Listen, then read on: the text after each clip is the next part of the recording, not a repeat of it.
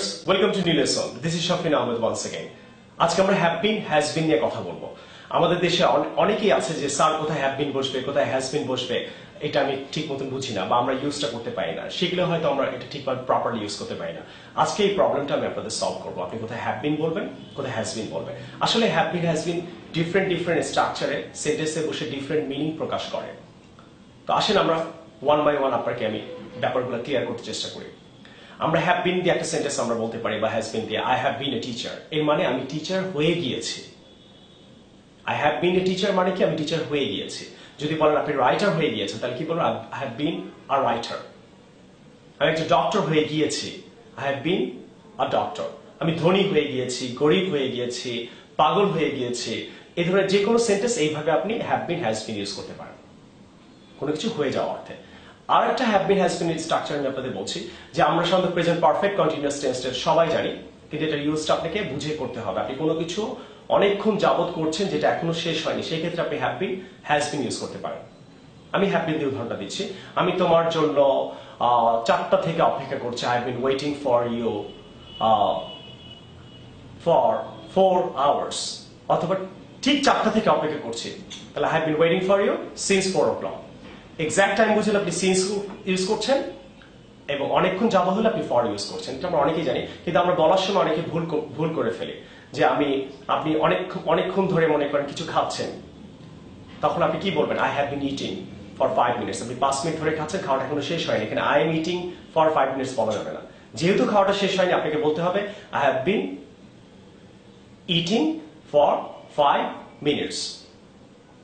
আপনি কোনো কোর্স করছেন, মনে করেন স্পোকেন কোর্স করছেন, আপনি এখন ইংরেজি একটু ভুল হতেই পারে, 1 মাস কোর্স করেছেন, ইংরেজি বলতে ভুল হচ্ছে বা লিখতে ভুল হচ্ছে, তখন আপনার বলা উচিত আই এম লার্নিং ইংলিশ না, I have been learning English, that's why I am making some types of mistakes, right?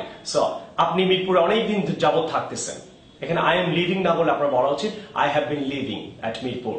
Since বলতে পারেন অথবা ফর বলে আপনি কত বছর থাকছেন বলতে পারেন। কোথাও আপনি যখন জব করছেন আমরা বলি আই এম ওয়ার্কিং ফর গ্রামীণ ফোন অ্যাট গ্রামীণ ফোন বা I am working here there, এইভাবে না বলে আপনার বলা উচিত যেহেতু আপনি ওয়ার্কটা এখনো করছেন, জবটা আপনার বলা উচিত I have been working, she has been working for গ্রামীণ phone, for Shafins, for KFC.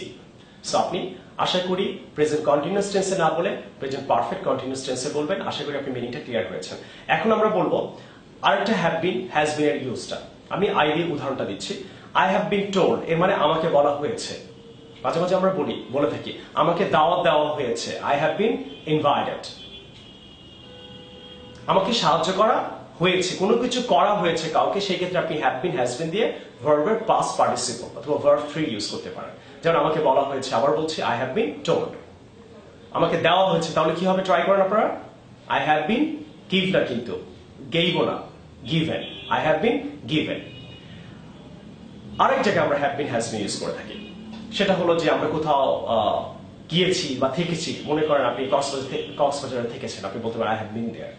আপনি ইংল্যান্ডে কিছুদিন থেকেছেন, গিয়েছিলেন অথবা থেকেছেন, এই ক্ষেত্রে আপনি বলতে পারেন আই হ্যাভ বিন দেয়ার। আমি কেএফসিতে গিয়েছি, এটা ইংলিশ পিপলরা সাধারণত বলে থাকে I have been to KFC, I have been to Shafins, I have been to new market.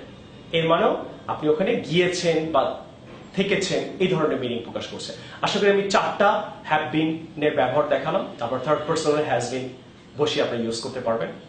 Negative হলে হ্যাভ নট ইউজ করবেন, প্রশ্ন করলে হ্যাভ এস আগে আসবে।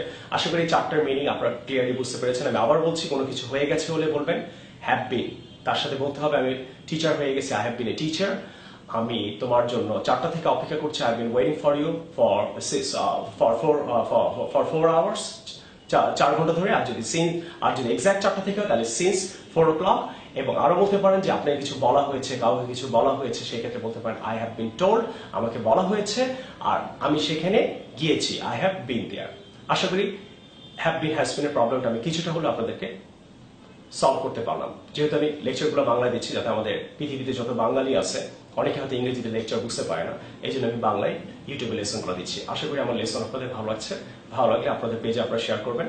আপনাদের মতো অনেক ফ্রেন্ড, নেইবার অথবা আপনার colleague, friends, cousins, so many people are on your Facebook, and so that they can learn some of the things from my lesson. Thank you very much. I will see you with a new lesson. Bye bye.